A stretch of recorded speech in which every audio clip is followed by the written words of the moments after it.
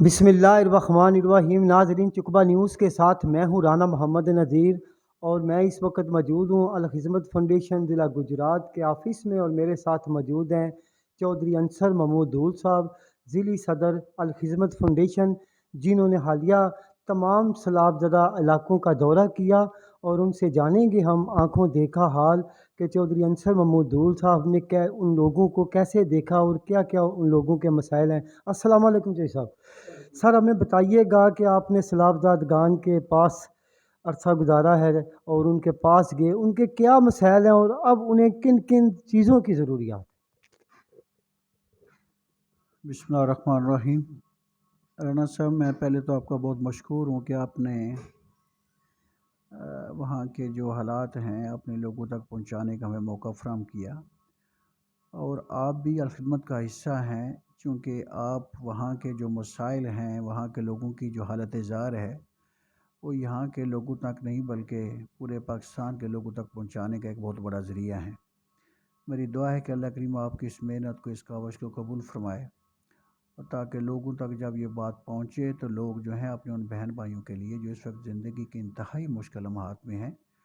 ان کے لیے اپنے اخلاقی یا اپنی دینی ذمہ داری پوری کرتے ہوئے ان کی امداد کے لیے پہنچ سکیں۔ ہم تقریباً ایک ہفتہ الخدمت فاؤنڈیشن کی پوری ٹیم کے ساتھ، جس میں ڈاکٹرز بھی تھے، پیرامیڈک کی تقریباً 8-9 لوگ تھے، ہمارے والنٹیئرز تھے الخدمت فاؤنڈیشن کے، تقریباً کوئی 35 لوگوں کا ایک قافلہ تھا، جو کہ گجرات سے اور راولپنڈی سے ہم مل کے وہاں پہ گئے ہوئے تھے۔ وہاں پہ جو اس وقت حالات ہیں، بلوچستان کے 2 ڈویژن چونکہ ہمارے مرکز نے ہمارے ذمہ لگائے تھے، تو 2 ڈویژن میں جو اس وقت حالت زار ہے، وہ زندگی کے انتہائی مشکل ترین لمحات میں ہمارے وہ بھائی اور بہنیں موجود ہیں۔ تا حد نظر جہاں تک آپ کی نظر جاتی ہے، تقریباً 3 فٹ سے 15 فٹ تک پانی کھڑا ہے، اور اس پانی کی ڈرینیج کے لیے کوئی طریقہ کار، کوئی ترتیب، کوئی راستہ موجود نہیں ہے۔ وہ پانی ہفتوں سے کھڑا ہے، اور مزید کئی ہفتے کھڑے رہنے کا وہاں پہ اندیشہ ہے،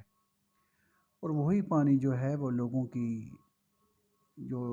ایک فطری ضروریات ہیں ان کو پورا کرنے کا بھی سبب ہے۔ وہی پانی ہے جس میں جانوروں کی آلائشیں بھی موجود ہیں، وہی پانی ہے جس میں انسان اپنی ضروریات جو ہیں، وہ ضروریات ہوائیہ وہ بھی پوری کرتے ہیں، اور اسی پانی کو اپنے کھانے پکانے اور پینے کے لیے بھی استعمال کرتے ہیں۔ اس سے آپ خود اندازہ کر سکتے ہیں کہ وہاں کے لوگوں کی زندگی کتنی مشکل ہے۔ جب آپ سندھ سے بلوچستان میں داخل ہوتے ہیں تو کئی کلومیٹرز تک کا علاقہ ہے جہاں پہ سڑک کے دونوں طرف جو ہیں وہ ہمارے آئی ڈی پی جو ہیں، وہ چھوٹی چھوٹی بیچارے جھگیاں بنا کے، چارپائیاں کھڑی کر کے، ان کے اوپر چادریں ڈال کے تو سائے کے طور پر ان کو استعمال کر رہے ہیں۔ چھوٹے چھوٹے ننھے منھے بچے ہیں جو کہ سارا دن انتہائی شدید دھوپ اور گرمی میں وہاں پہ موجود رہتے ہیں، اور سارا دن اور پھر رات وہ مچھروں کی گرفت میں، مچھروں کی شدت میں موجود ہیں۔ وہاں پہ جو اس وقت مچھر ہیں، میں نے زندگی میں پہلی دفعہ اتنا بڑے سائز کا اور آف وائٹ کلر کا مچھر دیکھا ہے۔ وہ مچھر جو دن کو بھی آپ کو وہاں پہ کھڑے نہیں ہونے دیتا، اور اگر آپ کھڑے ہیں چند لمحوں کے لیے تو آپ کے پورے جسم میں مچھر کا ایک پورا لیپ بن جاتا ہے۔ وہ مچھر جو ہے وہ اس نے وہاں جو آئی ڈی پیز ہیں ان کے لیے بہت زیادہ ملیریا کا وہ سبب بن رہا ہے۔ پانی کے کھڑے رہنے کی وجہ سے جو تعفن بن رہا ہے، وہ لوگوں کے بہت زیادہ سکن ڈیزیزز کا جو ہے وہ ذریعہ بن رہا ہے۔ لوگوں کو ڈائریا کی بے شمار تکلیف موجود ہیں۔ وہاں کے میں جو نصیر آباد ڈویژن ہے، میں ان کے ڈی ایچ کیو میں گیا، وہاں پہ جو ڈاکٹر اقبال صاحب ایم ایس ہیں، ان سے میری ملاقات ہوئی، بہت سارے معاملات ان سے ڈسکس کیے ان کی ہیلتھ کے حوالے سے۔ تو وہ کہنے لگے کہ میں نے ایک رپورٹ مرتب کی ہے، اور میں نے رپورٹ جو ہے یونیسیف کو بھی بھجوائی ہے، میں نے وہ رپورٹ جو ہے اپنی بلوچستان کی گورنمنٹ کو بھجوائی ہے، میں نے آرمی والوں کو بھی بھجوائی ہے، میں نے مرکزی گورنمنٹ کو بھجوائی ہے، کہ آنے والے ہفتے میں ہم خوف زدہ ہیں کہ یہاں پہ ملیریا اتنا زیادہ ہو جائے گا، اتنا شدید ہو جائے گا کہ اس کو کنٹرول کرنا ہمارے بس میں نہیں ہوگا۔ اس کے لیے میرے پاس ڈاکٹرز نہیں ہیں، اس کے لیے میرے پاس میڈیسنس نہیں ہیں۔ تو ہم جو میڈیسنس وہاں پہ ہم لاکھوں کی میڈیسن لے کے گئے، تقریباً 2 ملین سے زائد کی ہمارے پاس میڈیسنس تھی، اور بے شمار ہمارے پاس الحمدللہ لوگوں کے تعاون سے، جو لوگوں نے الخدمت فاؤنڈیشن پہ اپنا اعتماد کا، اپنی محبت کا اظہار کیا ہے، اور لوگوں کی امانتیں کافی تعداد میں ہم وہاں پہ لے کے چلے گئے تھے، لیکن وہ امانتیں جو تھیں تمام تر اچھی مقدار میں ہونے کے باوجود وہاں پہ جو مسائل ان کے لیے ناکافی تھیں اور ناکافی ہیں۔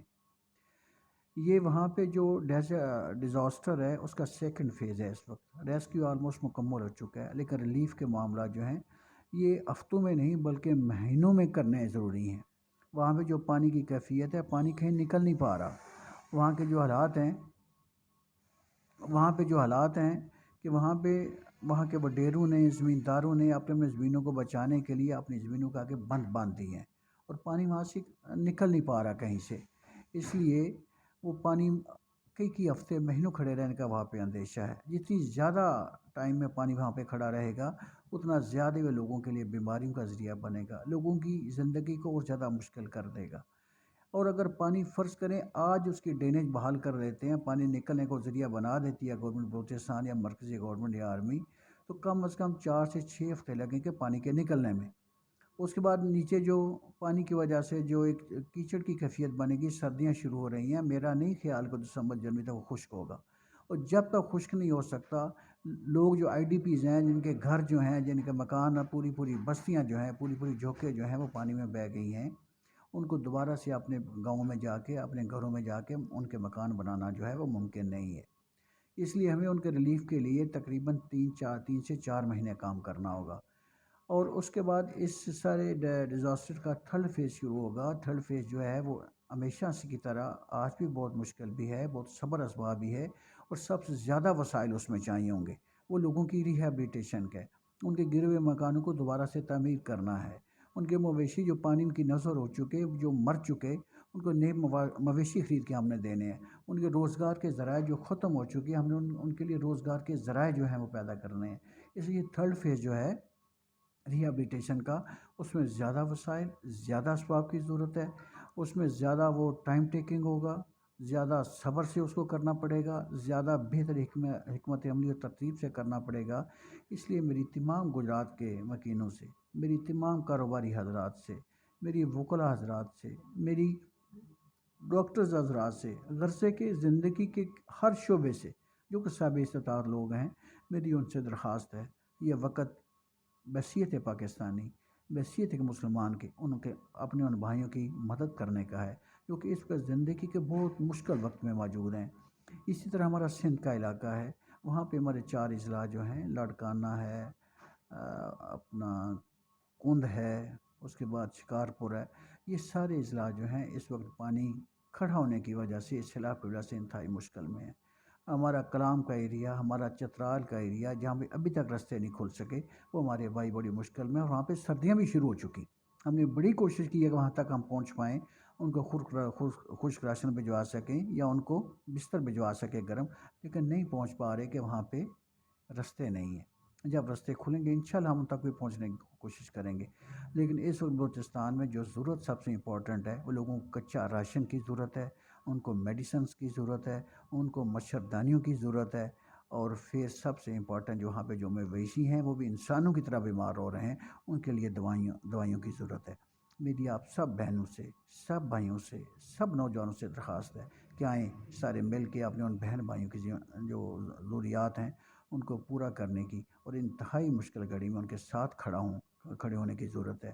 تاکہ ہم سب اپنی دینی ذمہ داری، اپنی اخلاقی ذمہ داری، بحیثیت پاکستان ذمہ داری کو پورا کر سکیں۔ اللہ کریم ہم سب کا حامی و ناصر ہو، اور میں سب کچھ کو کرنے کی توفیق عطا فرمائے جو کہ ان کی ضرورت ہے، اور کوئی بندہ اپنے پاس سے خرچ نہیں کرتا، نہ کسی کی یہ بساط ہے نہ استطاعت ہے، ہم سب نے اللہ کے دیے ہوئے رزق سے ان کی مدد کرنی ہے۔ ہم مدد کریں گے تو یہ اللہ کے ساتھ ہماری تجارت ہوگی، اللہ انشاءاللہ اس سے کئی گنا بڑھ کے ہمیں عطا کرے گا، یہ اس کا وعدہ ہے، اور وہ اپنے وعدوں میں بہت سچا ہے۔